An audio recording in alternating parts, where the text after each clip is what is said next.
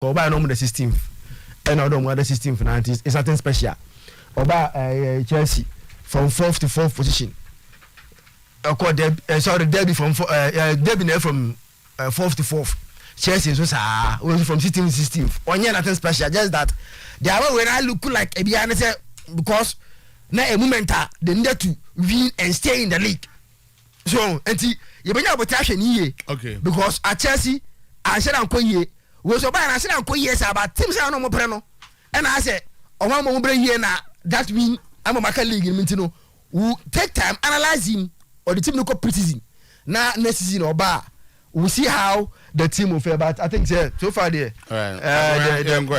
league games were very interesting. I was happy for that Everton result in many ways. One, Everton as a club is for 69 years. They've been playing at that top level, the Premier League. The last time they went to relegation was 1951. So for all these years, they've been on top.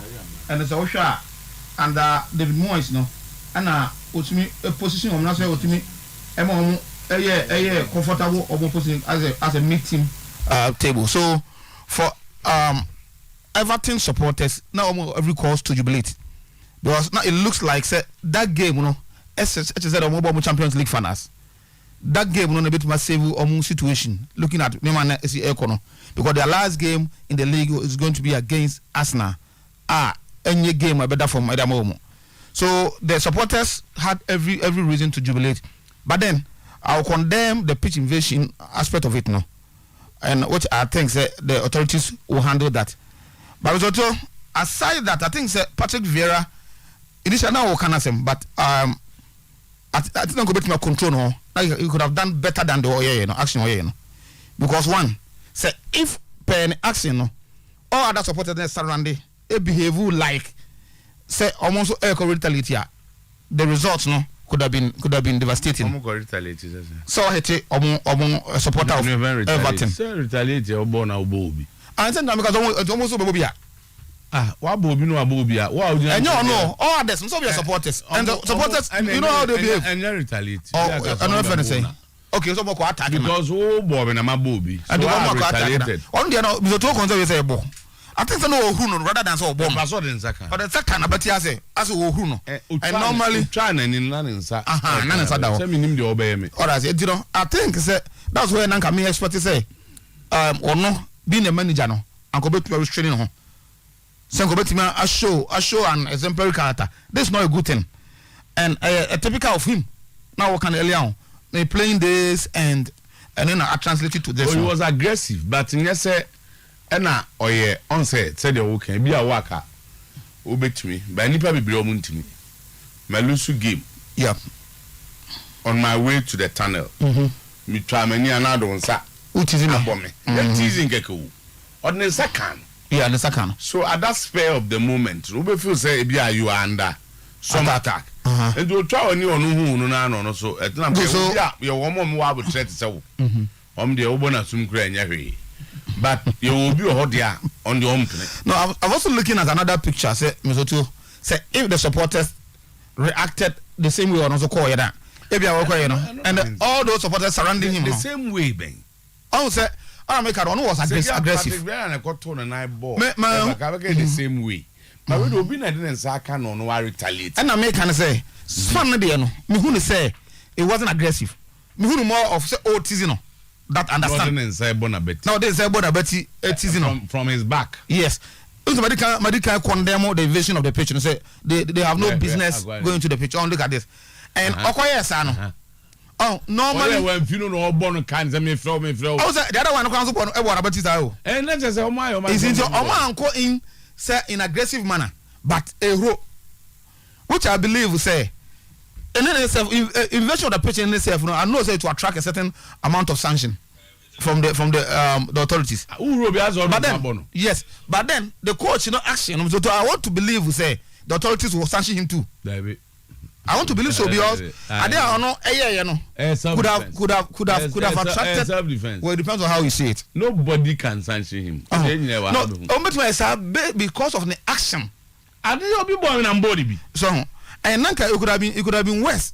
The American say, so other supporters that are so we not say, ano your supporter na wo attack na obutu na to for mutu no and say there you na call out and looking at Everton supporters are not pitching so and the Obukoye sir they would have attacked him and the end result would have been devastating. So I think say in such situations you expect him as a manager no say calm down when it borders on temperament enye wa bi asana ambeka no but say no obi made oye no obi akwakobo baby ahyew obi huru de then you go to the extent so the mensa unsa ebe bubo me beti dia a lot of people already. I would have heard the reaction of supporters and also now they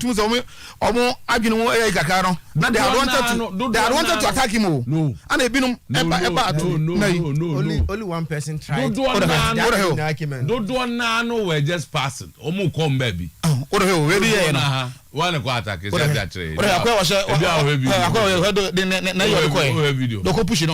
the second person. How are you? Now come try and say obi super react no follow. What I say? What have heard on you know? I don't know see charge you no say senka obi e follow up with senka or tuning sir and others could have also reacted. So in such situation you are the big man. Ghana obi go referee. I don't know make us say yeah man too much so. I don't know make us say yes Bizoto the who's the message police. So nobody can argue with you, but me I could have reacted same way. And many people. Even me I mean can grab with my but it's advisable say when it is that you are a leader you comport yourself to a certain situation, especially when Uncle attack wasn't aggressive. It wasn't aggressive so attacking also as against the no yeah. He's a boss man not aggressive. It was a good one for Everton. A team, so I think that what's a ball when you are general call baby? You can decide to go back. I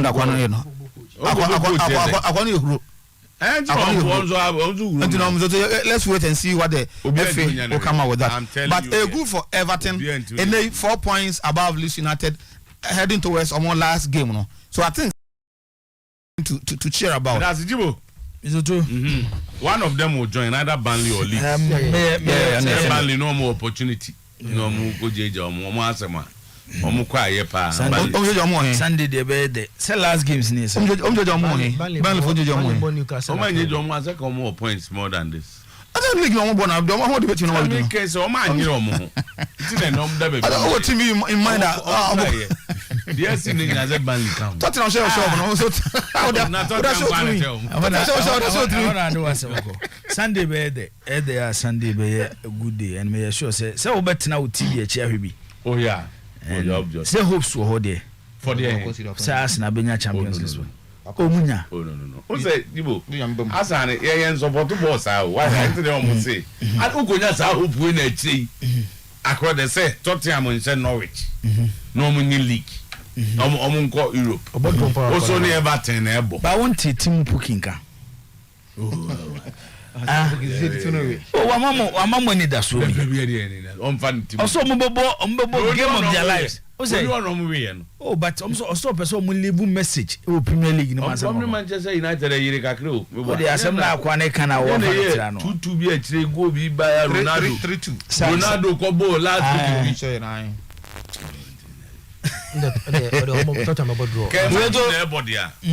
menka Everton the Crystal Palace game but it looks like me are quite disappointed in wrestling English coaches are omo ba up and make wrestling English coaches are me refer to coaches are normal footballers and at a certain point you can easily classify them as stars of the game anyhow intelligent and normal. Lampard there ne ball na no obo no me nanso ho da yeda so ba be good coach ne ball na no obo no me nanso ho da yeda se Lampard be ba be good coach reason is simple Lampard ye training no ansa na ball no hunu bo no ne nyoma na oye but ana na se we there kind of say also I need to get the context well. Almost so my good coach.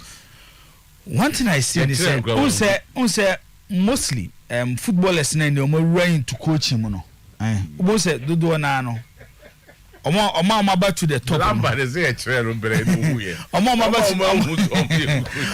back to the top no so too obo say most of them were Methodist so tell me chana say we find need Pep as a coach obi a onya opportunity to watch Pep as a footballer wanji a lot of trophies but how intelligent ano ye wo park so as a footballer no say ne it's a Pep ebe ye coach na wonya de wonya ne ya uhu Pep you not question what he's achieving say wo he Zidane as a footballer ade ano otimi de boy players bebre betia begina park so ba mzo to obu ha obetia mo asore afi wakonyam adwene na na mo de bobo no mzo to ti wo he de obeye wo Real Madrid even when Xavi took over Barcelona by positioning baby of Barcelona ni baby on the Barcelona abeda Barca improve on the La Liga log because currently they are second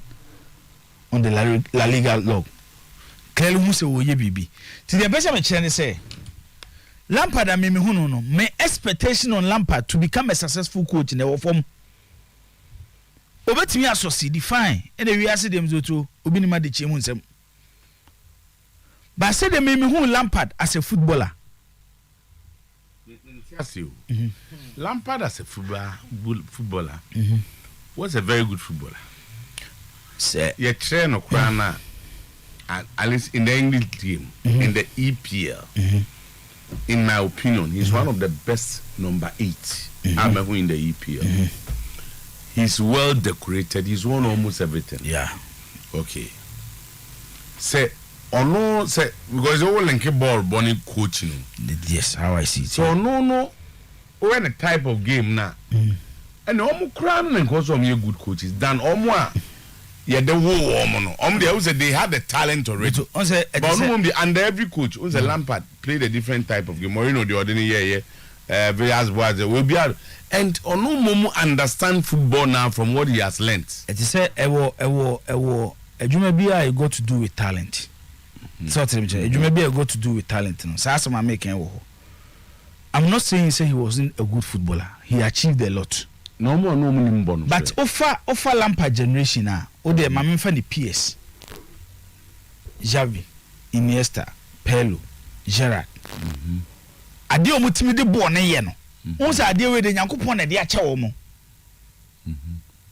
van boy da sort de me chance talent na ga won say ade we de Nyankopon na ahye da de ache wo mo so mo nye de na Lampard timi de compete with them ne say Lampard no so asua de na hunu and they compete with them and now he's a coach so what them chana say it is me fa sa players here amabo the former players here amabo mu dia when omo free omo bo mu be ye coaches my expectation for them kosoro chen Lampard there then I moved to omo and omo nimbo so omo ye coaches because for all I know Jurgen Klopp wasn't a very good footballer o say me say no you free ho that is agreed by uncle for so mo born na me so so e bi a Pep go da people go for unim say way back Steven Apia Guardiola in French and anyway who just Steven Apia he played with him at Brescia yeah it means that Guardiola played football he was really I saw him play very good footballer on that part of the pitch but it was so mo ball bia o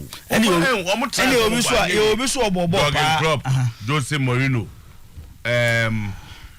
no mo nse da nimbo ye obi so a meto ye obi so bobo pa no ya de me o me nse so share that ball ye obi so do brand them at the lower level any ye obi a meto no ni bobo pa ba wontimi anya coach Maradona abi dey so coach here on side according to or transfer so coach na yes na at the point in Tanzania na or transfer be coach omo yes at 10 years no and one I know has never been any on one team na say ni o cheche nkwala no we say na enye coach so no twabo mo pa ntino no push na nkwankwa Mourinho de na yibo semi mu omo so de ne say o say mama two instances me say e bitimi sua obu ozo ni mbob je Paul Scholes say very good footballer but want me good coach you exceptional cases within legend one o master coach papa Ntimi obi ti say poor schools so too so we coach na want me deliver okay but obi ti say Gary Neville ko ye coach the art of teaching watch I did that only teacher the teacher dey leader teaching also a gift another gift oh yes say bibi wo team na wo di team ma mo dia me to say wo on say ye ko school no teacher bi wo ha obeja classroom a obeti a kire 15 minutes ade an kese take be 2 hours no obeti 15 minutes a kire wo amwanta ye obi so wo ha obeti be 3 hours de obeti obi a enko team yo game pa na papa bi kire ade what ye cons pa me kan omo mbe mu no do be minister you to 2 omo fu my economy ye kama o tane class 2 hours on to the oka to me dasa oni ma sem ka o be asem na oka ne number bi sa yes ne number bi sa about to tiade no oh se minimum bi am so to menene ye debate on sports especially football mu se bad ne betra microphone e chia na on pe microphone so what the mention say akwaro sa se menkasa aya bia so menkasa make makasa e di one the person mention say maybe I'm not expecting Lampard I think say onya chance you onya chance even at Chelsea he developed players yeah Mason Mount and Crawford James on the battle ban James on the battle ban no obeto ban na no ntimi top players and so onya opportunity you se me hwe ne carefully Everton je so obeko Everton so almost kakaka yeah obeto no our players no dia but just that be at the high from ba me I will expect Gerrard to do more as a coach than Frank Lampard because of the way ball. So what them say adwena na edo mo team na no mo de bobo no I'm expecting them to do more so mo ja mo bobo no be coach sa eso mo team ye bibi soronko okay so what them say eti me hwe no again no be mo boda I wasn't quite surprised and made me feel say even though I'm avoid relegation but enye good results and a Lampard amaye wo Everton this is a team am so too at least recently omo compete for Europa Sports middle table team no maseno obana enye wo say aso no the 16th yes and it's the 16th no mda and I think say me expectelo finally na fe the debate because ba me pese bi e kina na ebenya yenya time na yenhwe sa ade nim ese Nyankopon ache England for ade bi okay David say ona onya adunu I don't know. Lampard was equally a good and intelligent player. Mama born no. You go for ombo man yefe. And there are people the mechanical type of players. There was for your Parkinson. Mama yen come and the results man team. Mama nchewa there. On say mostly footballers, my great footballers. So we strikers through most great footballers were made for this. The engine of every football team. Into the boys made for this, I know that was special talent. I'm not saying say he wasn't a good footballer, but I'm to Javi Okrabo, Iniesta Okrabo, Pele Okrabo, Gerrard Okrabo, Zidane Okrabo, Michael Balaka Okrabo. When players here are mentioned on me, unso Okrabo na what they can do with the ball. What was as a more mini BB? Omoye BB a exceptional. So what is show me to say Fabregas. Me say Fabregas who am a good coach Abraham. So we ready to coach now. Ball na no ball the other boy no. So far Steve Mama example Patrick Vieira. Patrick Vieira was a good footballer. But when you pick Vieira, the talent of Vieira, now for the talent of Fabregas, who say Fabregas is more talented than Vieira? Hey. Yes. Do you bet me the ball na no? Vieira and Timmy Fabon in yes, I didn't be. Hey. So what's the mention as no? Vieira mode it is a way number go fast maba. Like Cristiano Ronaldo and Messi. No one is that as a mouse walker. So what's the mention as Cristiano Ronaldo and Messi. This is be a dog move into the mountains in Bias. Can you okay, dear? So also can crave we are sitting no crave as you are saying. No crave, yeah. Dear friend of born dear 9 book. And many pipe, and many gen. Messi eye man ye fetching Ronaldo so obumo ne nje say ball also or is within a certain no is it within a certain range ball no obua seton ye boa yeah and the ball no na enye fesa but you get you the goals but o have the pillar yeah so je ball no oba go kra no be shout in the goal we die o de bibia ka ho and no okay say no die minim so mo tie dwuma di o person ka no kwenya be di aton e bia nkwa de o ni ntumo nipa ma so dem a be nkwa ko te ba bia bisa didi asemi de sanete say Messi de no o mane ye fe ye ni ka e che Mr Champions League and most say na me kwa o ti ase e be mo wa so ati ase mo wa so o ti ase the football your moment bi ho a Emma football the first goal scoring, the actual goal scoring. Oh, there are more to football than goal scoring. So I'm asking that question, my parents. Maybe go no cry na here can. Obi be the goal of the year no. Obi be ball. No pass na dia man no. Ma ya bo se keeper ba no adren goal. Obi so dey be cross no dey ntia bom na ase. Say the nya go. So be goal of the season. This obi ni more sin obi a. Obi because that person is talented. O ye go king. Onim go she. Ana mfi tu onum go she nya no nkwa ne ball. Ana dribble so nya no nkwa ne ball. Go bi nkoto virgin by that 100 million. Ana dribble. Say go she nkwa ne the ball. But if you say football, the most important aspect in football is goal scoring. Atinye ni ho. Okay. But obi na di goal no ma o she na goal no ka can be the effect. But and you ni nyina na ya kase goal king. Ya kase dribble king. And goal king nya best footballer. No, me can't best feel about me. Say can't the walking. The opposite can say obi or dribble no. No watch him. Obi onim go she. And command you bodia ba ye can be.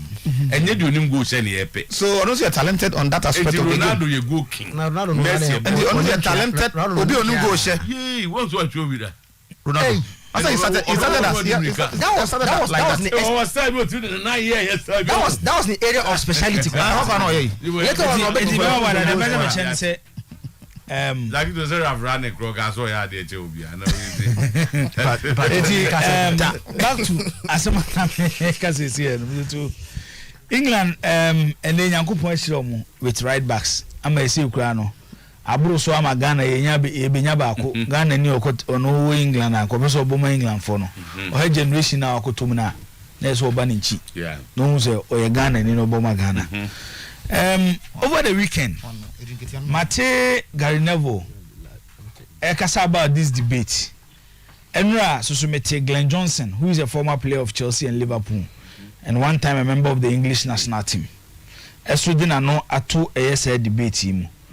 Na debate say which you have to understand. They say between Rhys James and Trent Alexander-Arnold, Rhys James of Chelsea and Arnold of Liverpool, who is a better right fullback? I say Trent. The argument is back with you careful fully. I say Trent. Sana uno. Oh, Trent. What say? Trent. What say? 10 or level no watch. You don't mean now. Nyabote. 10 or level. Nyabote. Oh level. Nyabote. Trent had an issue. Our coaching guys on go bomb midfield or they got to baby. Klopp didn't complain, but not the national team. National team they send a car. I Bukayo Saka Boma akoya mkoto ndoto mo bebre tranching. Na say Saka ye. Me dey be America just say Bukayo more productive. Dey be asa meka sa de ne chiro. On say ade ba ko a me football dey be American say even when it comes to statistics, you have to analyze it. Trend was through. Mama trend ni me obo ma fi na. Mama o dey my ba. Mama example, eba. Me no me betimi abobo. Ye be bobo na wi no. Dey be am to at the end of the season why 21 assists.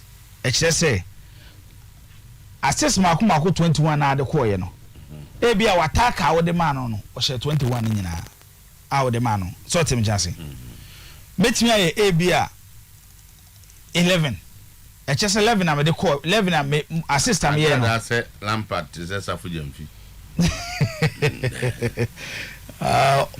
ye betimi aye true e betimi aye true e betimi aye true Sabujem no she was a frequent goal scorer. Sabujem was a frequent goal scorer. Frequent goal scorer. Yes, Sabujem. I don't think so. Sure.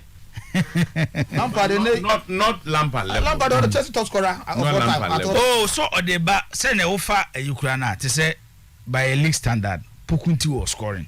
But be abaka ko player be na onye bati was scoring. Something not me more than 5 goals a season. No, 2 goals wow. No one match go to me. What I know is that now he's good at air. No, he was scoring. But some of you wasn't that frequent so that Lampard more there. No, he was undo. Lampard there were times he was challenging for goal king near there. Of course. Even as number 8. No, but Safo so and there Safo will be as the same. It was the better machine say. The number of because the argument be by and that's where I'm moving. We are Safo point ne say. Me before you say on one tiase say you be punish player when the GFA did not establish that it was betting. Betting there with my punish player for betting. But how can a player fix a game? The point is a match fixing the player and count. One, what does a player get from fixing a game? Because born a sharp player. For instance, say a year for no. Entire players no. Who player you go and fix a game to lose? And the ones that GFA has not established say a betting no. They have no reason to punish any player because there's no way in the world a player could fix a game. Yeah. And why are football so football be certain say player doesn't fit. Once it's not established say a betting they are player no or personal interest we go to bet. But say a fixing nkwandi okay in relation to Ashgood neutralizing. Yes. I said no if you're not the one can say betting. Have you read it? I don't talking about someone to me establish say betting. Match fixing no use here. Okay. O man use bet they will come there. It maybe the same is the two. Ebia Ruby got so then a goodbye message number. Mama 52 opportunities to score. 52 opportunities to score. Me striker ne Salah. Washemu Abia 22. Me Sumama Abia 67. Me striker ne Lukaku or Chelsea. Washemu 80. So what did I mention as you? By a baby you know. Near bar straight or 11 assists or 21 assists conclusion. It's a Debiameka say even statistics should be analyzed. Near bam na dia to bam. There be statistics all analyzed. No, you have to. Oh, to say hey, you go forward and then but and that's what I mean to say. Me bought 22 games. And I'm share 20 goals. Till. Me bought 42 games. And I'm share 39 goals. No, me share 35 goals. By goal scoring, we share 35. We share 20. Number of games here, boy, we about 42, we about 20. It's when you are judging the number, that's how team strike average. Because you are more equal number of matches. I agree, but you see, you set out some goals. Say, yes, say you're the best sports analyst. Okay. What say? Media, me koye program 2 days. Na the account on way about on your chance about the whole week. I'm just giving say, you see when we want the best, when we want the best, you can only use figures. But figures you have to analyze it. No, but I say football. One day, what to say? Yeah, Pegokin. Also, will be at 25 about 30 games. Obi so as a 20. About 15 games. 15 games. Yes, say the about 20. Now I'm saying the games no boy no. What's like that? There are the point is no, there are other factors. There are other factors. Football a gamer, it comes with suspension. It comes with injuries. Punishment. No, meba. And you player be fought. So Gina Parks was me pra. To follow you have a body. And you play before so Gina Park so my bobo me pra. It's not his fault. It's part of football, which can happen. It's maybe the NSA say. Send me our team cry best for team Zebia Bruno Fernandez, the team the 6. Yes, why I did. I know na sometimes. I know na sometimes it raises a debate. They say what Obi say Kevin De Bruyne. What he offers the Manchester City team. Now Manchester supporter be akotam Bruno Fernandes goals or Sadio ni bobo change De Bruyne. But in any case, De Bruyne searching Bruno. No, me can't that. But so also him say in the last 4 seasons. In the last 3 seasons, even last season, last 3-4 seasons Mr. Two Kevin De Bruyne is the best player in the Premier League. Oh yeah, very consistent. So what the mention say? It is sometimes you remember how we have to analyze it today. Or Chani when it's about goal scoring, there's nothing to analyze. For the last 3-4 seasons, you say he's the best player in the Premier League. It's a debatable. I would choose Salah. Only mean we compete. And Claire say he's the best player, but Salah has always been Salah winning best player back. De Bruyne has he won? He's winning the best player. Because you look at what Salah offered to Liverpool. Oma assist essential goals. But that was what I say. Goals much more than De Bruyne or Dima. Assisting so he's on the same bracket with De Bruyne. Salah. The last 3 seasons or 4. Or no. The number of Onyema De Bruyne or maybe even more. And for that, a bit difficult for somebody to pinpoint. Say you were 21 goals in. So you mean? This one is Salah pay. Salah, there's only Onyama 21-22. So I was shot 3 against Norwich. Because of Munina forward, since I can conclude, say.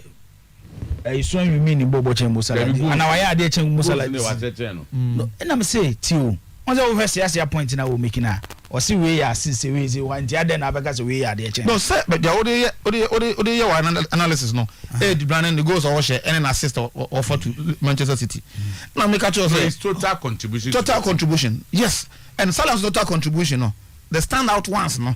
And then the assist and the goals or share. The same as De Bruyne they are working. Those are bad they are. Said De Bruyne there, then I will also pick Salah to. De Bruyne, his involvement in the game, that was rich and Salah. Yeah, any goals, any assists, no, but his total contribution involvement, on the field of play. And the debate in the okay. One rules to differ. I don't like goodbye, but I'll try to make this one special from my heart. Actually, I have to tell you a story. Before I tell you a story, this is the African side of me. We have to take our time. I want to talk about the Champions League final. But for you to understand, I have to tell a quick story about one of the nicest guys in football I'm speaking of. Of course, about N'Golo Kante. We don't know. Before I came to Chelsea, I had heard all the beautiful stories about him. They said he's always smiling. They said he still drives an old Mini Cooper. They said he never raises his voice, but you know how it goes in football, right? No one is really like that. There's so much pressure, too much disappointment. We are all human. No one is that cool all the time. It's impossible. Then I met N'Golo. No one is that cool all the time. Okay. Hey, N'Golo, do you want to get some food? Click. Okay, we're at Chelsea for us. We're at Chelsea there now. Go for a minkai. Yeah, but here na yemra. Match fixing scandal. As Obuasi, obi raise issue. Say, I don't idea if I'm venue, second venue, because yes, that league no be a choose baby me. If Obuasi is that volatile, I don't know enko baby for Kotoko. You know, young class had Asante Koto. What exactly did Nana I'll say. Young Omam or so more than exactly because she said, what's your interview no here now? With Peace FM now. Was an I don't part before. There he said that. I don't know. I don't say proud to. I didn't see no say I didn't see no early morning now. He said the temperatures were high. And you every night 18 was saying now. There he said that. On mine. I don't play any match. Yes, the I said it today on the cancer. But in the statement, I'm releasing any day. I'm moving off from the Dania or the Nanokai. Because as time and David Barley, no, that's not their position. Yes, or can't answer almost a request. And my request in the GFE.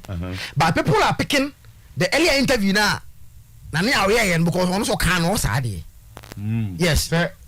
Oman there. Say Oman until they play the as good friendly game, they don't play the game. And on Kamabo with the voice now.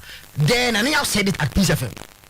It's a voice no. And a tune of a statement. Yes, the voice will help us. So that the name for the second thought no. And And there have been a very serious debate. Oh, baby, to be specific, a GFA platform. Football matters. GFA matters. Ima, Sheikh, a lot of other people. Emma at a point, you're pending them. Emma, Yes, I signed a debut. oh, you're pending a bear when they say, Nana, I say, or a patriot here. Now, yes, I treat you know. Ofi, or refer to Ima, Ofi, your darling station or repair FM. So I quickly, some platform that somebody said. Oh, Bonidien. So I quickly had to go and then register my protest. Say you cannot call it. I want to move from darling. Darling refer to when? Or repair the darling. The darling to when? To Asante Kotoko. Oh, okay. More darling. And I'm saying, no, that's not fair. I think we can be proud of that. That's not say you're darling man any football club. If somebody choose darling man Kim so be who is I'm proud of that. Kim darling man. That's a Kim as ma. Kim as ma. You know, so no be cast no start here or say I know very that was one kasemwa. Obecho do I could do baby we no gina ho. So the argument by Iman Dasuberi and it said produce tape. Because Kotoko has issued an official statement. Yeah. And usually, which is the stance of the club? In corporate practice. That is the stance of the club. That's the club, no position. Yeah. So any officer of the club could, in any case, with a fat bra, and omo say, the chief spokesperson for the club is the CEO. Yeah. So what I say. So if a statement is signed by the administrative manager, find anything to say the CEO no can. CEO so mal to be able and you know the best thing is to produce a tape that says that. Then I remember also telling them, say, look, the guy, the spokesperson for the club after the statement, no, also about the case, and yes, sana, and I produced the interview David did here. I didn't put so say Kodoko statement no, by and sana chief executive, the statement now, and coming on by arguing. This thinking, almost person says, okay, so Sadia, and they just said there was an afterthought. After the chief executive had spoken, and I'm ye. Yeah, but you have the tape here. And afterthought is not bad. So, Okwasiana said once. I've heard somebody by here on Ice Road and entire life. What was the foundation of that verdict? Maybe now you want to protect the integrity of football in this country. Integrity of football lies on the uncertainty of results. Here, ball that will be any result better. That will be the Nakuma Bisham upon then I was so bored. I think we last season, I believe that the last game of last season, when you have a dress, I try to 6 matches to the end of this season. Must be the very so 2 years administrators team you give them the opportunity to continue playing to the end of the season. Now serve your investigations but we baby a day particularly fifth match or by way of trying to manipulate not only by corner my value 2 years because next year 1 year to man then my 6 matches before that matches no expect to the bad. So we didn't any money integrity. I was manipulating matches. Oh, can you but the name of Manos? This matches, no, this matches there. But next year, 1 year to my yes, it's all fine to offer to the matches and no every year. Why do you expect any attack and the super inject and the open to children or ready in more? So I time from maybe a good secret by Venezuela or wherever that's on my boom. It is the timing of the decision is so wrong, is so poor. You have created a nuclear environment even for more manipulation than before. Protocol, you have as good in there. You have as good in there. You have to put from Chelsea home. You have to from Chelsea home. You have away at some training. Mediama any Olympics. Now, what's the postponing this particular match? You go from Chelsea, you go 2 away now. It changes the dynamics of the entire league because your boy has good away. In a good result near about home we near. We widen our camp. Now you go home back, but near far away, we do the score ground. We are changing the dynamics of the league at the tail end. I don't think I want to need adequate security. Are you saying that at the end of this Sunday round of matches, the next as good match will be postponed again. I agree with the supporters. Matches to say Kotokone as good before your next match. No other match should be played, and we are writing to the GFA to insist on that. If you Kobase will be more ahead of Obi. Now you're postponing one match definitely. That then everyone. I'm going the last game, and I say, yeah, you Sunday, normal Sunday, but another Wednesday, am I? You will have another Sunday. I believe that in all this, the GFA must consult widely before coming out with the and yes, sorry, even when it affects other stakeholders. Go back and look at how they brought it, the timing of it.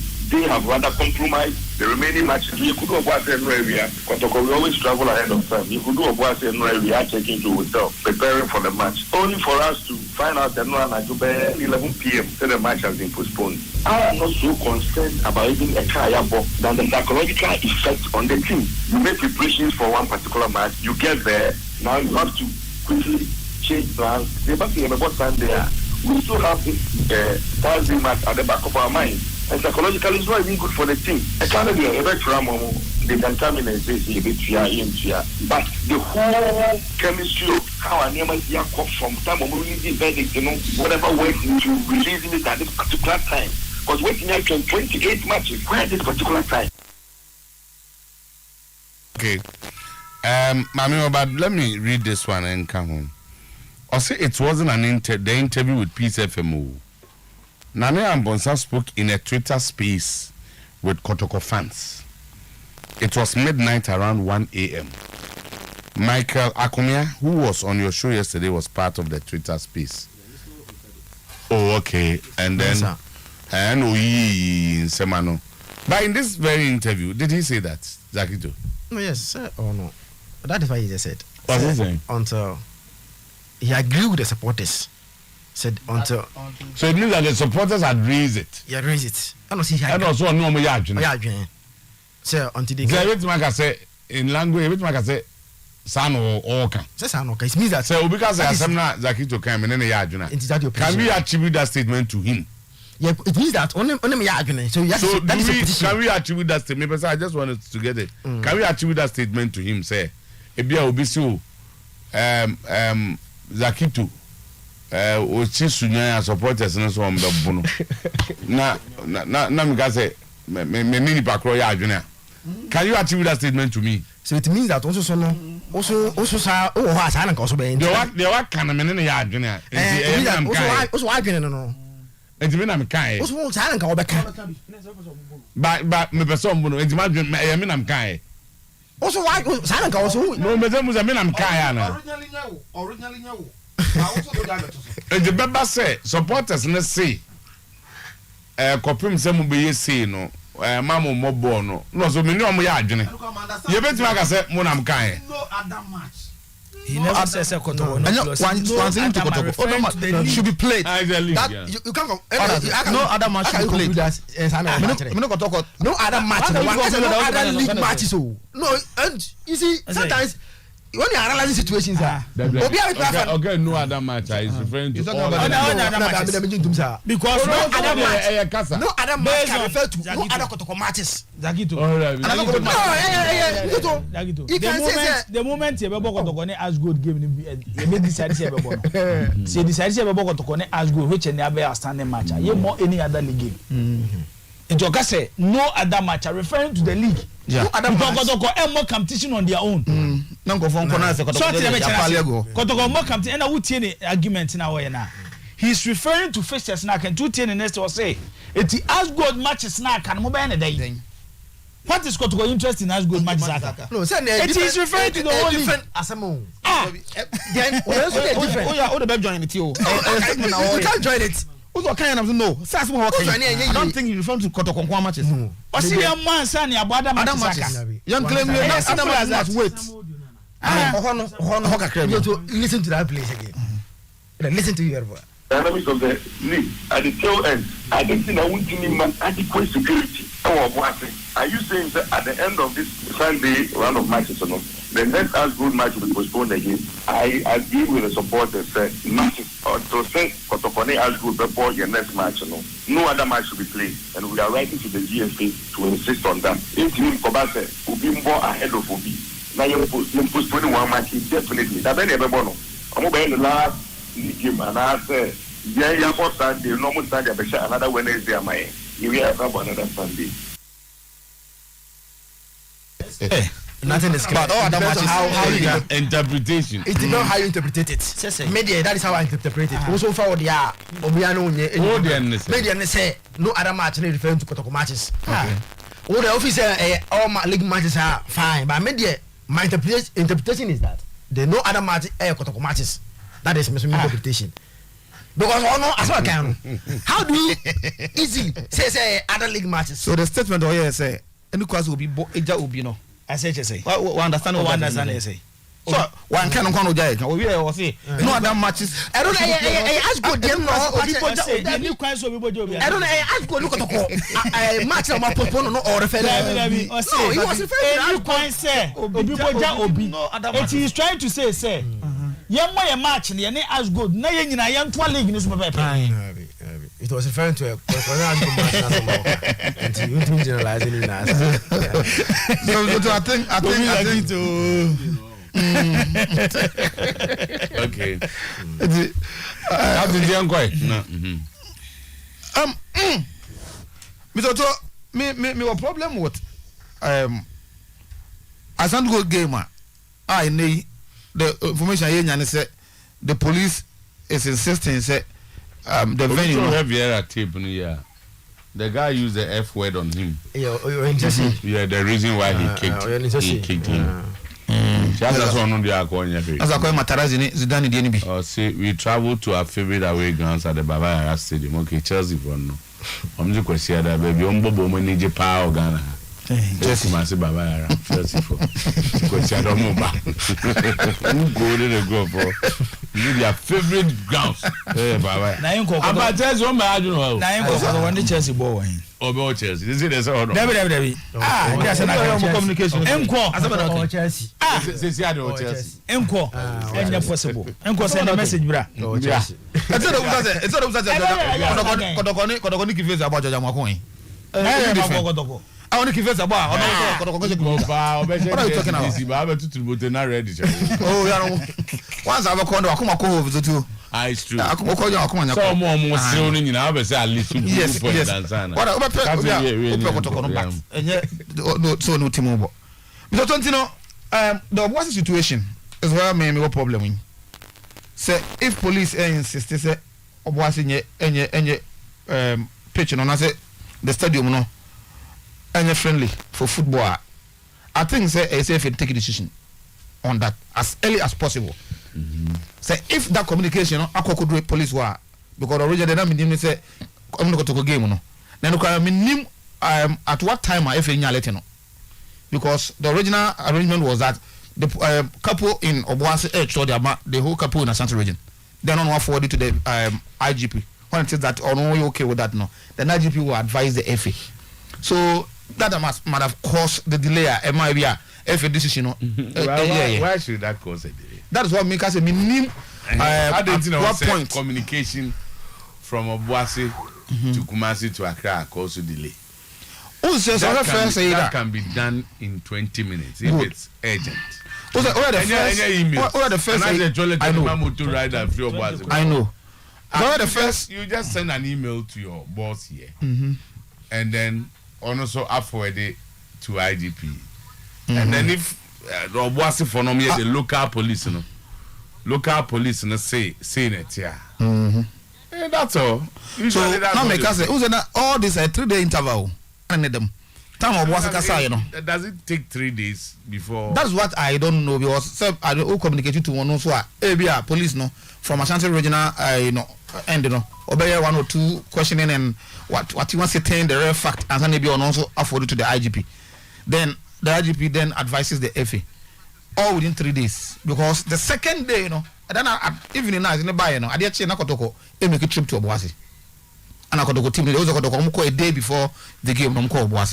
So It depends on the Kifesa. Sometimes Kifesa are not as good. It's me Kumasi. Sometimes, in most times, Tamana me woman paro. Yet ada hotel Tuesday. No free work because sound travel more than 1 hour. Less than 1 hour. It's not having it. Sir. You know, not omoko. And a man said no critics we no buy. But then say the police no say so wasn't your friendly. I expect the FA to take a decision. Now as good, move to second, you know. Yes, that's one. Ayo. What I say? So now omo reschedule Ashanti good because say league there now who choose first venue or second venue. And one, I did see enter say you move Ashanti go to the second venue no. It is because the club is involved in idea Akofa Sadia Naba. What I say? You know the FA say if the FA take a decision now, they should be bold and take that decision. Then refresh and go to the second home. Say the baby maybe league, you know. If the FA try no matches there, cause no matches no. Pali up. No, who's raising money? Critical confusion. That is where then I will understand. I will support those who are saying that the timing was wrong. As I'm speaking to you now, I still believe that the timing. I have no problem with the timing, but it depends on the FAs or more how they will conduct themselves. After the years, you know. If it is true, say Obuasi and you're capable of hosting a league match, the FA quickly as possible, the FA must communicate to the public. The cabo man go for the timing argument. Yes, I don't know. So being cassette timing here wrong in isolation. One, time nearby and the FA had not even prepared. Say if there's a problem of Obuasi, they will arrange another place for them. They have not done that, and it brought us on timing. Two, the issue of time now able league, you know, and the critical stage of our league, and you know, and also of course, young performers they don't see anything wrong with timing. But if you really believe in sporting integrity, exactly to start, and okay, we about why the editor wasn't no perseverance and anybody certain job as everything. That is the sporting integrity. But say if you listen to me, Angela. Club will be from the onset. Yeah. Who choose first venue and you have a second venue. Meaning if anything happens to your venue. But you cannot just send somebody to the second venue. No, the FA is not sending somebody. Because there's a signal from the police. I won't say anything host league match. As a result of what? As a result of a name Ashanti Gold Club on the president. And I don't think before they took this decision. Now someone who says Saturday will be TMSC, and therefore, for instance, you could have even included it in the verdict as part of their punishment. Yeah, that one no argument. So they have done that, no argument. But maybe they're also watching the system. Say if a court because from the onset, because of saying you're banning from a stadium.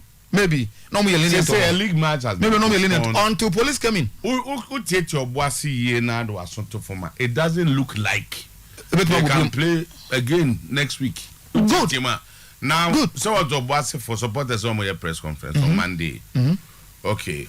Now there will be follow-ups to the press conference. At the press conference, good. So what it means is that it is not likely they will play the next home match. That is why I'm calling for the FA statement on Ashgold next home match. And which they have chosen that venue from the onset of the league. And you know, that's why an easy decision because one has the second venue. Good. Now, for instance, another security situation is say Obuasi to Babayara. What is the distance? And go for me to vaka maha. Oh, said I'm coming in account. Man on best yeno. I'm put a big guinea. Now, at this time, you're headed to the running. Would they not be handing a Santico to an easy match? Nina Kahu say, Oka say, I'll go to Nikotoko, and Mebobo Kumasia. The other guys will be how chasing Kotokwa. They can also complain. So, Odi Obuasi for Abetina Kumasi. Ebe check Kotoko 3 points. But some can argue. Ubetimi argue. But what does it argue? No. Ebetimi again grounds. And are you saying that it will not make sense? Will be raised say Kotokoni as good at this time they are playing in Kumasi? Don't you think it will make sense? It will make sense, but whether we win the argument. Because from the onset, as I go, choose Kumasi say home and second home. No, if anything like fourth major, like anything like Jesse, Eba no Kumasi no. Major sure as a club no more nobody question that as go win Kumasi base. In other words, Kinvesa no kotokoti Kumasi. I Eboma Kinvesa to show kotokoti Kinvesa. Because Kumasi na Kinvesa. Good. But I said go choose from the onset. Obuasi Fofio Obuasi be Kumasi abebo baller. Omo ko obi venue. But different from say FNK say as good Kumasi. What I say, only choose venue Ashgood. This is not the same as Ashgood. They choose Kumasi in the second venue. But when him say Nkofo you Nkofo from venue. Yeah. Be omo could dib on you from venue akoba. You consider the opposition. You have to. Yes. Do you agree? Aye. And to the next alternate venue, you need to consider the opposition. So until me fan say first match will be like flood be in a situation young man massa and but against Kotokono Mono Kumasi. So the same procedure must be followed. Say if against Kotokono a problem, then they can move Ashgood Kotoko to another venue. Then after Kotokono, and I say so we'll give us a game and also move to another venue. But after that, all other games being Ashgood second home Kumasi. 90 more in league. Kivesa and Ashgood or match. I don't want boy. Kivesa and Ashgood good. My boy 2 games in your boy. That's how it made me feel. As if in active. Obia Sunday voice of what happened. Our Twitter space, and what's it? I didn't say that. So we are working on it. Zach, you go. You see why I think say in the first place. About the officer all kind. Oh, so kind. Say matches should be in the man all kind. I will say matches. The you see no other match. No other match. And he said could be no other Kotoko match. yeah, about interpretation. So interpretation there. Simple as no, you see, in the first place, the Kotoko letter that they wrote to the FA, some of the parts me I think not any necessary. That part they will demand the say matches should be hold on now. Clear as good match name, you know. So they made 2 demands. So demand name, you know. And about was the reimbursement of, you know, that's perfect because who to Kwayako and see a good that they reimburse. Because you see why me feel say any necessary. It's just about security. You can't challenge. The moment I've heard that argument, and it sounds funny to me. You see, in as much as I cannot challenge. Issues of security. Doesn't mean can really I also have my interest. you have your interest, but It may take a security and I can't challenge Intino.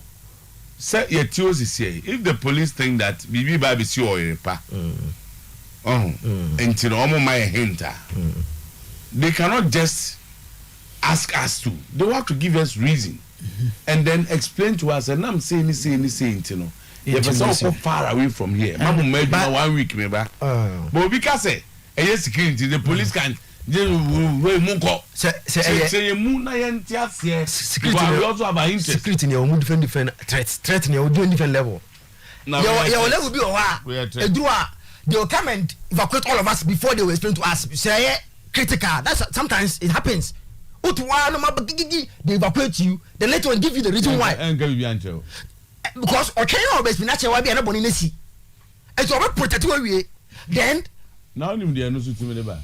I am saying owu na wo be me. We am show no be wu dey. We can say we tu. We am show no be wu dey. Na say am say timi ko nipa. I'm saying that in executing their duties as a security people. Obi aso any interest. Yes. So we need to. Into was a cordon baby. Yes, maka be amfa. Obviously there's a policeman directing you to pass here. Yeah. Because there's danger ahead. Don't mean all of a sudden. MSC kwan say security. Ni ejina soro. Soro yi bosheba soro yi. Yes, police for you in charge of security. And BBC wo run about no so. Akito so on police ni nase. No man go home. So in charge of security. No the man go busa. Also on TSU. But I say police now also on TSU. Not with the police and local police or Boasio.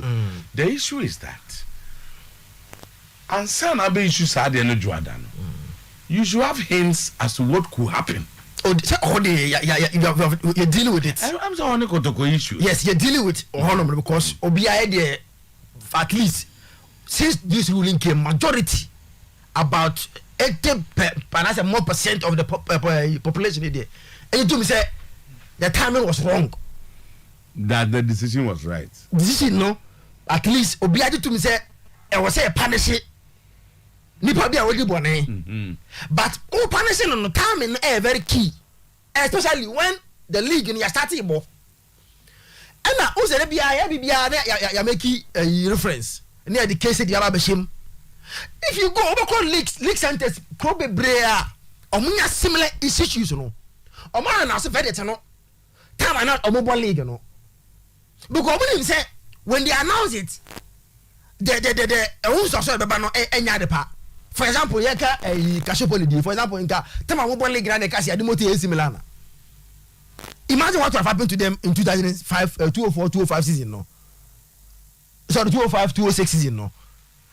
Last year money frontier mono then ke beto omo but because season end here ntino those clubs were able to fight overturning the demotion to point deduction eti we be bia now ese wo hwe time obi catch him say mo ye te ha na ye time in time e go ba so say ton Chelsea any Abramovich di we to na omo Premier League no we how a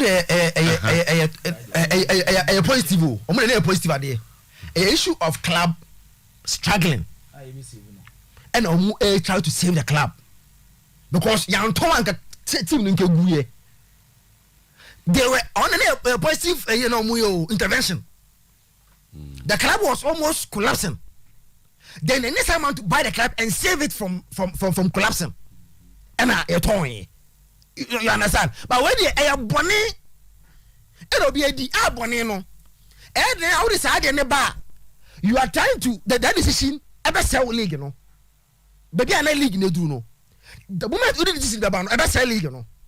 Because one, you can't take them out of the league completely. Ultimately, yes, I don't know. Ultimately, argument is say no command by say come you take them out. Imagine you take Ashgood out today, and they win the appeal. Where then what a place are damaged, you know. So the argument of saying come on the buy and come on you film because you can't take them out. It's knowing that you can't take them out rather than one change. About how many matches? 20 matches. Just 6 matches to go. One thing is simple. Ghana way. We are done with the investigation. The reports are ready. But trying to season and they near the very about one thing. Similar as ABCD. But only about a time one league no say no. Then there's argument about entire simple match. Only what people are missing. Entire boys no. Season about 90% play in Thailand and the whole players involved in that games now. Yeah, punish them. You won't get more than 3 players in the entire team today. Division 1. But I go there no go. The same players now as I game like they punish them. One about this season. It's the difference like there's similar. In Thailand can play their matches. Because players Saza career Lamte or Belarus. Lamte ya can say me or Kotoko. The Kosho Ongway or Niger. Other guys he goalkeeper or Nubium, Goipana or Chichibon the moment motion or Nuo. It's the place that in Thailand's person they are not there anymore. But for us good, it will affect them because the players are still playing for us good. It's when a simple scanning the environment. No one say, I didn't even what to be the reaction. And the evidence is so clear that the reaction now maybe a going forward. The ABC. Because see, the argument about the alternative venue. What the neighbor Kumasi as because based on baby omu choose on matches no. Omu very so omu choose utin for mu ko be apart from Kumasi. Say mo game nko ade a because we enye bone I say suppose na ko bi na was what you maso.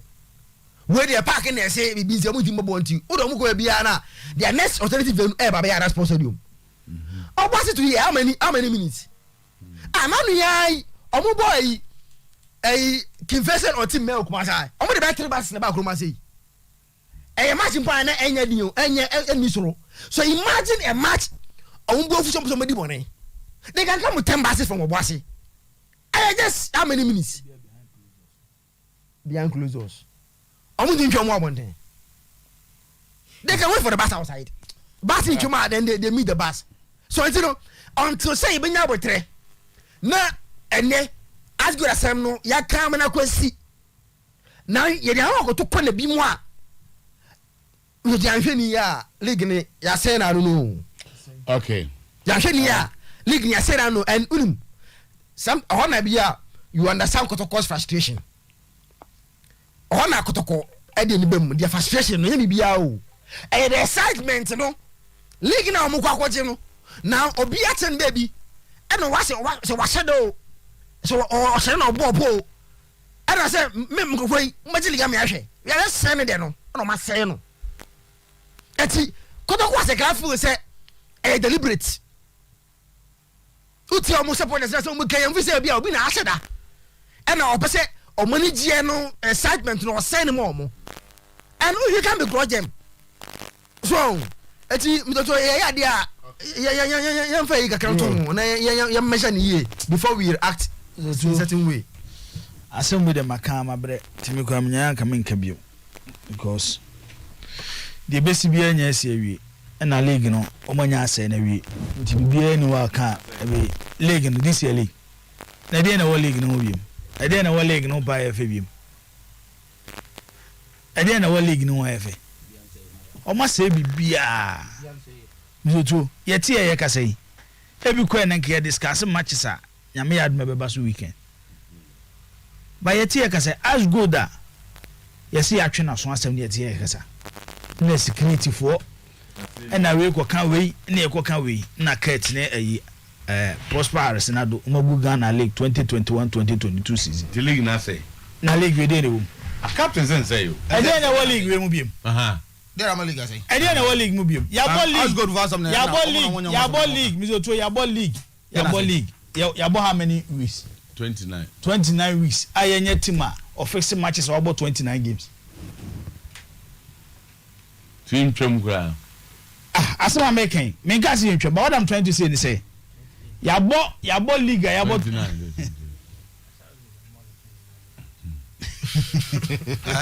Wakaza ajugo na tala trouble Dala so omo league Premier League na de don bonye league dala je no bonye gala league eti me league no to minim de all league no I go say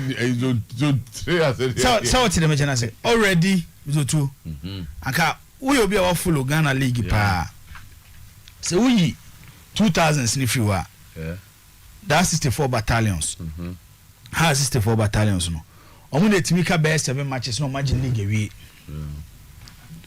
so what the mention say and they be aba benya ba ku bi ba so here for kotoko but they have Ghana league no most times empredo do na ekwa to the last stage asa na ehomon be ko relegation ehun team obaji league no ndi asay ona say league ndi omagu no and said obi anwe obi ani na dem my league ni mi do league ni papa mu ne away ni league ni papa mu ne away my captain say e dey say dey na say ya na what here obi ti ne be osi enkotam ne mre kuma si osi enkuyi ne enkotam no no go choose kuma se second venue no asem to na asem to no asem me na to no na say second base league yo mo enye relegated yo no na table ye ye ka say ya obo enu nti na ye mu bi ka kira che o first and touch my 11 wonders enu nti na ye mu bi ka che o mo say top class ko mo twen de wie season na anka emfa yenko yanim yemra yachi asa ye sei emma so kenanya ne se yeti ha ye kan we okay see best at league no the president of the association Mr. Ketukagu Bakatre say as good verdict no will come out before the start of the league as good league no will come out before the start of the league any starting league the verdict na amaso ya tena ho abo league na manaka 6 matches o mizoto nanka ewie league no then bam nyoma jegu na nyoma jegu kayete hana kayehwe hawa league no ye be kan mo ko relegation ko beti a survival the obeji league ko be fa so agi league no as good agi the whole week as good o mat obabi na baby be fa bi as good as man omuka ezo ball Ghana football as good nko an edi so omni internalize sir ai ode kogogu sisi na ko ball Ghana Premier League edidi so sa etimi de yoto mi hu de mi nka biem o se no na me ka kire wo se sa bofo je nwum no boy e me de sa na nye no anko na ye me do aye me de free da me te nwum no e be si na me te am ka se adwene nko na nyansa nko adwene nko na nyansa nko yoto so ti de me che na se eti time na na ye ka na asem no yoto e ye referring to nyansa eti sometimes yana otina sidin na mizoto bi yese ena mon ka Ghana league asem ena mon ka Ghana football wo de head o maye mizoto ade o makwa yi ene oti akwa na wo ka Ghana league excitement be na wo excitement bi anim o ma say league no and seriously bema boda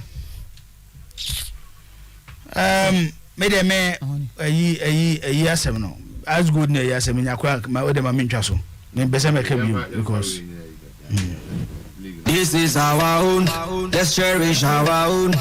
Ghana Premier League is back again. I say this is our own, let's cherish our own. Division 1 League is back again. This is our own, let's cherish our own. Ghana Premier League is back again. This is our own, let's cherish our own. Women's Premier League is back again. Every day, what dog can want, and EJ can want, the dear Rishimwa, say that day, what dog can want, and EJ can want, the dear Rishimwa. Can't you tell me the league and say, Oh, maybe I don't see. But I'm going to have conduct. I never ma the GFA insists to say they took the right decision at the right time. Yeah.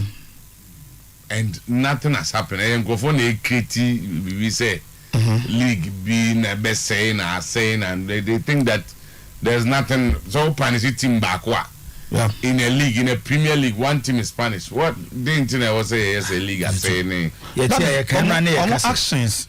And one year say as good na ye kan wasem no. Be 6 matches na aka no. Omuni mu be 4 8 teams are relegation between achom. Be 4 8 teams are relegation between achom. And they motivation and as good players they kwa kobobo. E dey motivation.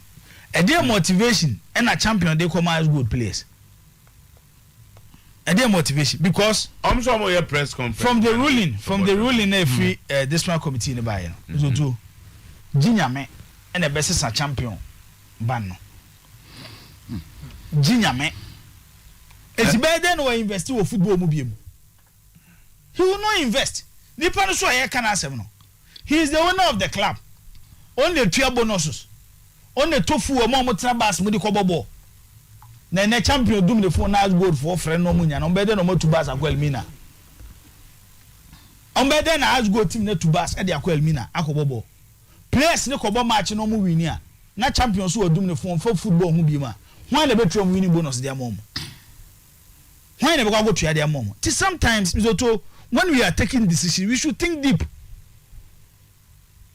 ade na FF4 na ya me hu so bi so na time na right na wan na say ni ba comment na say Say I mean so to the coming to us at the same time. Because I don't understand why there are some not called one now they go. Ebesi na ya say me to ebesi na ya say. Because I don't get it. Champion has not spoken to us go players and the technical team members. Ebesi na ene am no ka say. And me see ebesi na me no ka say. Ono mu ni nkomo. Because at the end of the day so we decide say me na me dem ho champion me football.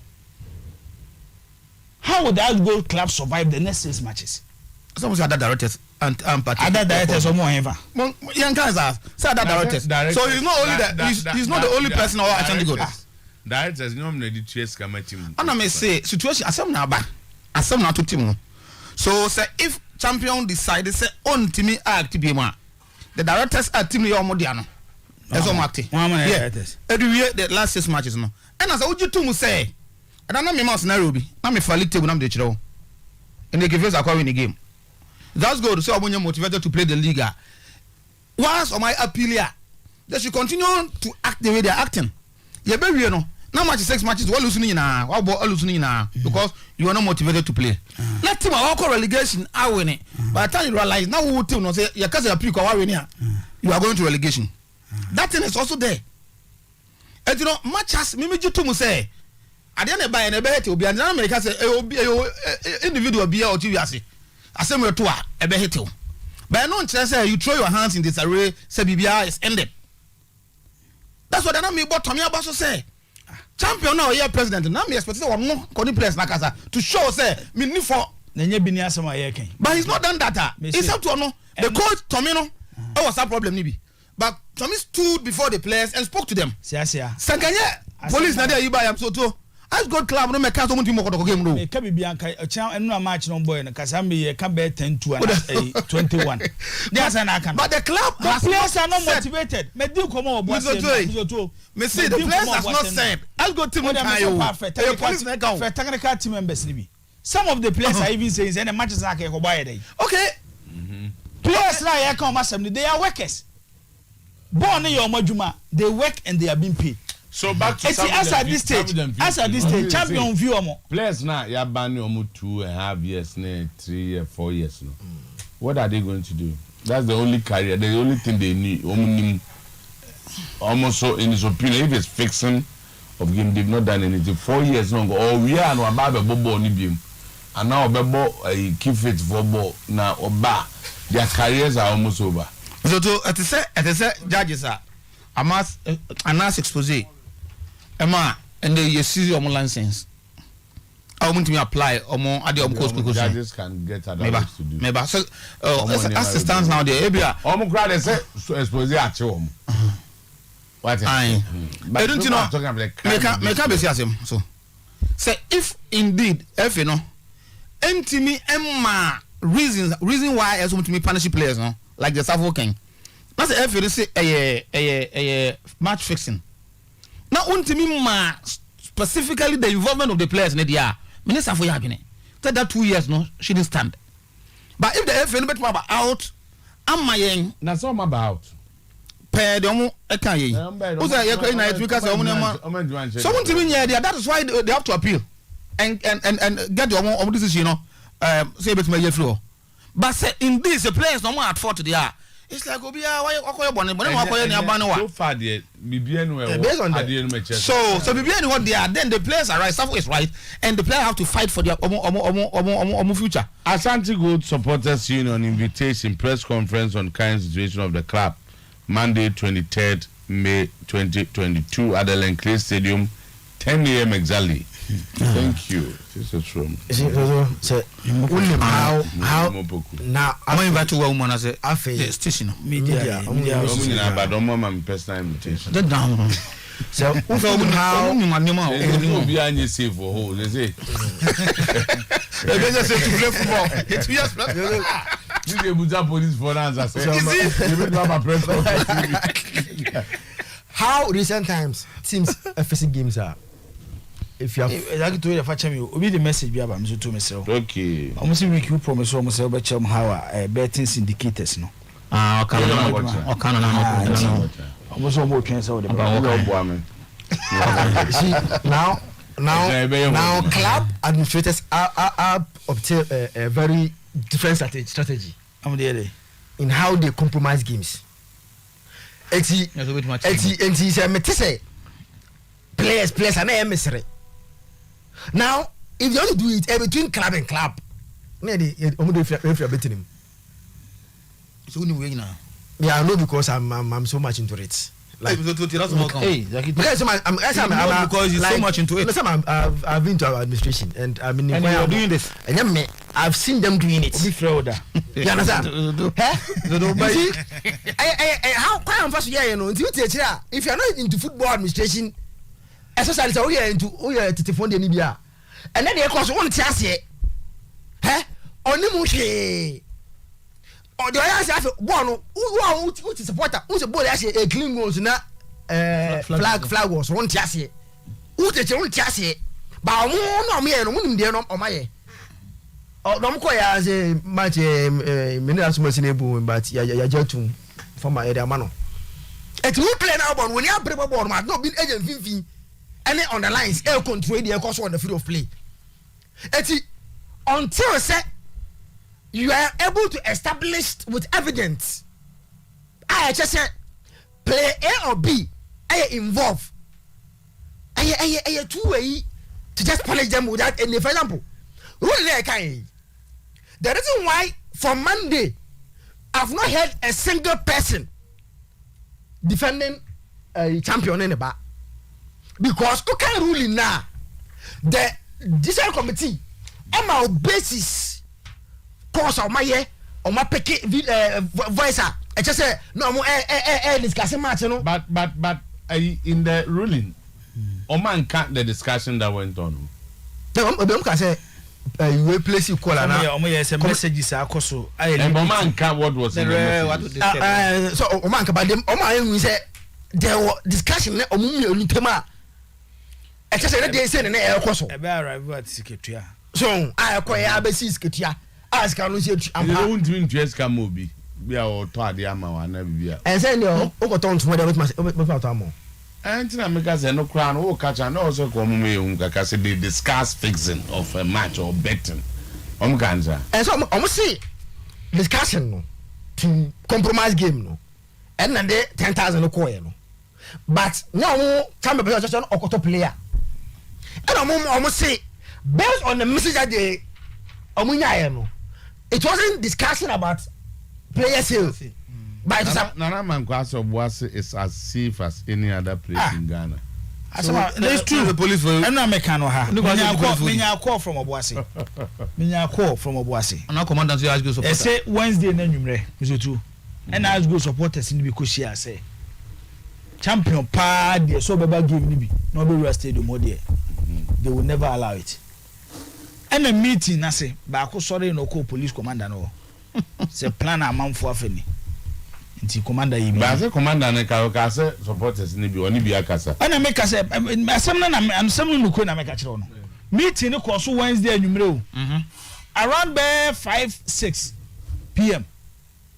And about could sorry meeting as a free commander and say plan on mafeni because the two then I may matter and say na champion ready so go game ni bi. Still kotokone as good as no man can say and am akoye meeting say champion the mo mani we on team meeting omo ko prevent champion yes and the team because as go players no mo to see ebobo obuasel in clean sports stadium as go supporters will not attack the players as go supporters will not attack the technical team so what the match na say enti na you can say enyo mani bua be ma boda ne kan no aye bibi basa ntu de ya na ya je chi do de say as go bebo Sunday achina me me da me boa o the reporter beba ne say as go for nyes kan to fu ngom bas mo nko ayi na nka wa ko mo musika wa nka mo musika say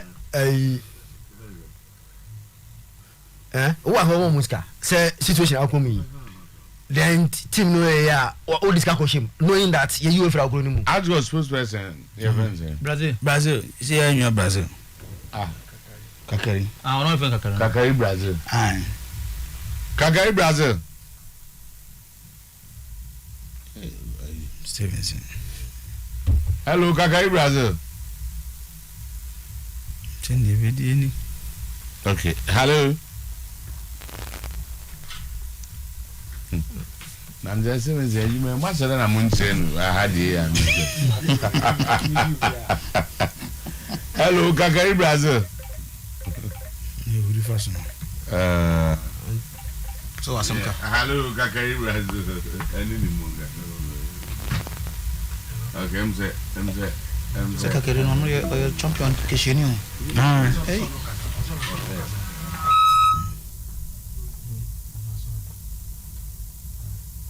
My we are not the Kakari. Na de some de kwanko. Mami we are Kakari Gababa. The press conference na mbese ebusem Kakari. Okay, enokwa. Ya ni mopoku. Also. Aha, ni mo so ni musa no say press conference den. Ntina I'm calling for press conference. Hello, Nimo. Yes, sir. Good. Nimo na nema say. Yeah, we had move. Na for press conference, why am na mo frɛ wo mo? You safe there. Yeah, hello Nimo. Na me buza say press conference no. Mo frɛ obi atim ba bia na say more specific people. Obi is safe there. Oh, Obi is safe. Obi is safe. Boni bia ni ho. Obi is safe. Basa bia ni ebe ho. Say mamu fidie suka no. Police penyini a oboase e mama so say de ekosu bia no. Yi na sutre ema empo nyame adoma o kan mo fidie su say after your press conference no. And now who the next on the ground said the Enema AC Echo into Ubia is safe. All media houses, TV, print media, radio, Ubia. Say, it's about Assemble SCC and Assemble Ruby. Oh, it's about community Ashanti Go supporters and Anglo Good Ashanti. And then near Ababe. Okay. Now and no one we so so we think say there's the need for us to address the community and the general Ghana in general and then anybody as well to know what exactly is going on. Any match fix any betting. Tell us somebody. I don't bet it's not bano. Yes, you be kind of awesome. Na ni mama musai one mpanyimfo ya adwene say Obuase was not safe for Kotoko game to be played on Thursday no money Kotoko no omo ya adwene na Obuase nye safe dia na no ma ya ntema ya say onye safe no so me can say so bi shiawa ne comment no na minim say sa comment na bi because ne jai ni pa bebre ebufu say team no ewo eye premier na Anglo e de ma investors and ende yama ye so de ekọ division 2 iti ekwa bia so ya de be ba division 1 division premier division no na Anglo am making sure say kru no ewo premier team no premier yebo na nyenti a Anglo eti team no de ma community no say the benya enjoyment and I said the begigi any okrum ha no ombe restore it back enti na sa argument no ne ebufuo no na wo hwa obi a for so many years encore stadium crowd was obeko stadium meaning say kasamu no tunes na ekoso ni nya na enye papa. Okay, na ise say ebufuo na de wo hwa aneko meka ne se ne ka se asem echa ano ejo no asate endro match number so no na ano so akoye another topic a enipa ne bebre edi nkoma na se omuhia wo kruma town mu a na se bi we aye akandifo ewo team no ho edadanti no na obi a sa kire na adwen efa ho nti se obuza se bufo no ha ana se kwa metima ka se yen twani address omuma abotoye ana omuntine mebi ase na abotoye embra na je say ntimi nye sure kra say the next has good home match no betima bono ho o minim se bedru ono na ebetumi abo na omo massage say yemfa mo nkom alternative venue which is Baba Yara no odun say no say yeni obi anya adwen sa yeni obi anya adwen sa Obuazu nye safe obi eni obi anya adwen sa eni ntini ya ka say on say asemu ba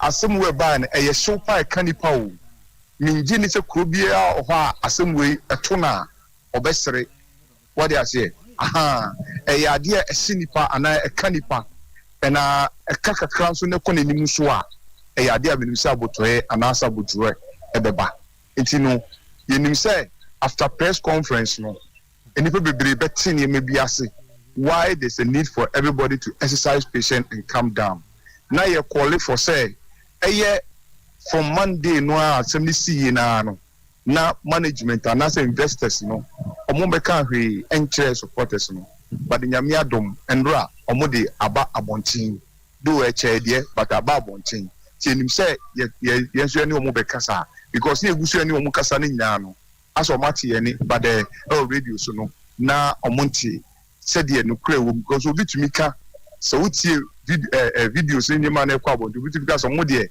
omo nti hwe omo tie say ye no kro ampa omo tie say de investors and asset management no e ba beka eti medium wo gidie say echina Monday after press conference no na me adoma obi abete no ho ase na afi anamobi a obia na wo se mpenifo etufa ho mpenifo betu afa ho titiru angogo Ashanti a omuti ekuo no de ma eye kuo no na obia hwe se sene na timu no eda no ebeto de eda ni monti wam na be address press conference no champion one na ba yima ombebe bia na om na be address ana wam na be address ye be send invitation e de ma anybody who matters be send invitation ama obia who matters said de momo de mama na se ya to nsa afre mo no enti no saa mpenifo ni nyina na se obia o mata o mu bia no ye beto nsa afre no but as to say nipa ko be ana se on ana no eno no de e be gina nipa ko no eso because eye kro any support to answer my question no mo beto mo nsa afre champion ne bayima and I say ye best send you obia nyon nko a ye best send you obia oh of course why not oh okay na the banana in Zaka yes Zaka dey say normally na also in Zaka ne dey say ye be a friend say my bobo management amane say press conference be koso what they say previously they bia no say ye bibia na bi o ka kire yen say ye ne deputy CEO no ye mbo na amane one ye board deputy CEO na amane a we are done na deputy CEO no they say o boss Elizabeth come oh Martin says so ni ase mo we na mu no amba minim say ebedu no on say ni ono so o techiman ono ni jumedi ni dos se wo hu a na nse ye boka free nyina no na okobi eko ekoye official any ade enti no minim say definitely no ade anka ndo match ni e ba so a na nka obewo okay ni mo ye dase pi nso da wase ejuada ye beba ho ye be show mu nyina mo ne twem bia amra nyina ba ho na se ye safe dia okay ni ebe he ze head of sports best sponsor ni akwa ya we ayi dia na afi ma hu se Sasudankwa match changed Sasudankwa one golden boy Kakari Brazil what player na dey answer say obi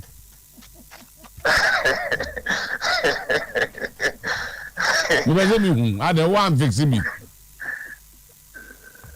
who say obi a fix match o now dey who fra bro chire dey koso a wo nka GF very to dey ma Ashanti good say enu ye GF very to dey but no sunti na ye ntie won say ya fali for pi no je ozuza munya boni bia na ya enti na ya fali for pi na kwa na mode mumu koma na mzo onyere na mu ko kintampo kwaso case no e wa pi stage je ye nka ho asem me pete beti open contempt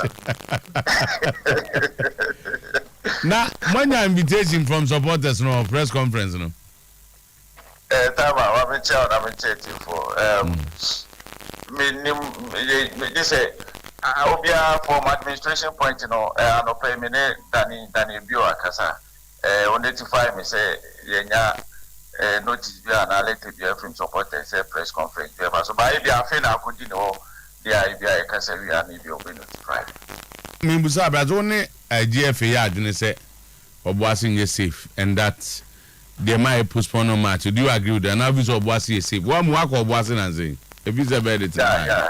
Saturday, na me Obuasi. Na verdict, my matter. Because a verdict, baby, no. Sorry. Saturday, they're saying a bit. No, sorry. Wednesday. The day. Wednesday and Reggie. Na me Obuasi. So what does it mean? Home. And I said, I'll grab a problem, be anyone. Na jump name wako was it? I'm say verdict ne ba bonchene de onko boase but me no mo kasa ma ne assure me say e ke no koto for match no be ba boase but onko de na postponement No so be ba koto match no. Sure. I'm saying a proof for not tell me Amazon. Okay, minimum de. And they say wait for it is already appeal now more strong grounds on. Yeah, say verdict ne ba no ya hwem. Ye ne lawyers ni nyina hwem. Baby I feel say yenti and once no and until the acquire pino but the lawyers as advisor say yaya pino yaya p and when you say your best agent na kasa intina ya this press statement babonteno enti ye pense on be fake case in the case na players no mate Trump ne imanga players no mo kasa de bia sir mo no kasa de bia na aye hu se mo be su network company bi and so what you want them no the minimum was. Oh, okay. So you find say bibia under control. And the Sunday mo match no mo kwa mina mo Sharks na kobo. Sure, I no pay cry it ya. Na me go Sunday e kwa mina na Sharks ko. So you can say them say we see you bibia fine. Oh, time assembly e ba fofra. Ye nim say e case our for even before Azan your best at league na see last season league nim na see awo me akoso I say case a developing case I akoso I fair me akoso players officials even CEO board chairman ako kan o masem enti ye nim say there asem no never did beba ana verdict aba ye wo verdict no ba so your legal process no your process e be fa so if you acquire appeal no appeal ni twam na yes anti and once your right to go for review we know that we have a anti acquire appeal no tie try so better that's it waka say ye anti bibia be fine be kasa why okay but so we must Sudan contract go dey akwa about saying na awo aba anti champion wa obitma kwa sorry we can see I know no like as much for that one so nyasa nketu mtutu na so say that one like obubun for we after akwa appeal it's not about is that akwa chacha the fact that akwa appeal no say onyintum the copy say you be conclude no untimi ga say obi atuja now why is also on the channel I have now the other na can wasam na me just say no twe ho dawre so what it means is that he doesn't agree so as I say I don't have founder of the church mamu me nyina ha enye holier than that attitude me to say we say assuming posse sa boni na area to so assuming so ya so sakrama na yi you can't enyindro I don't know anti you can use it na never say boss nyame no bia boko na awie anope Mizoto ana pede boko ana pede boko aso unti di bonga oh say mena masotro mena awie o mena awie Sasu no you nyawo Dabi mene eju e o namo astandi oh e mene I am going to say to another about one country we didn't know you very special but is to pay the boko nyanadum born in the vecham opem so anya 2 years namo prayers no Sasu don kwa by far on radio omo sports on radio I don't think say you will be on number but says Sudanko.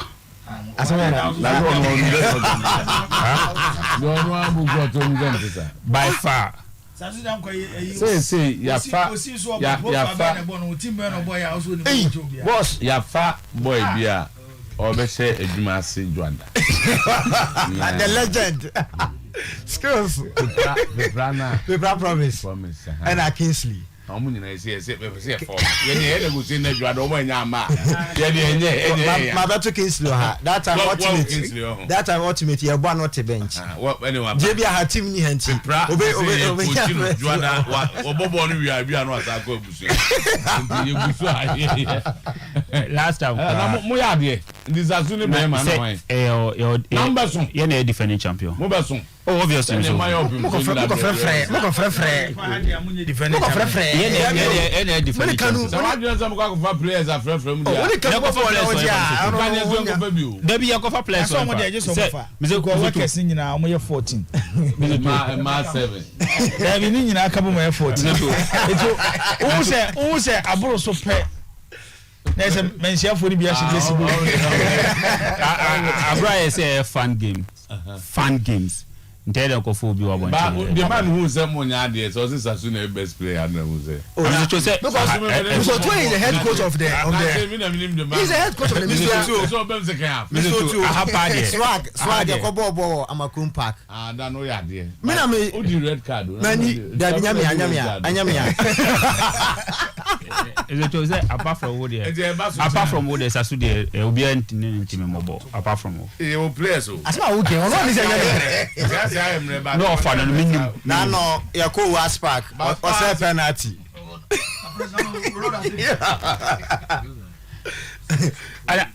Ana FS serve Berlusconi so bono men kai the last time obo.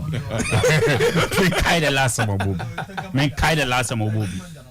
Senya say enhwe na enka ho asem say enfa ball to for no body baby obi ntimi ni no ho adanse e je eba so e Lebanon park honum right Lebanon no culture na say che ha you two players bi a omo twa omo chiro honum two players yeah David omo chiro honum and ma be bi ana because mo say man o mo do so mo grade ana oh David man would you man from David it's not one the get the man for from no problem because Zakito be body I was so about because Zakito ni man nya ipe. I'm the best player so far. Where's I know of no Send it. I'm crazy chance.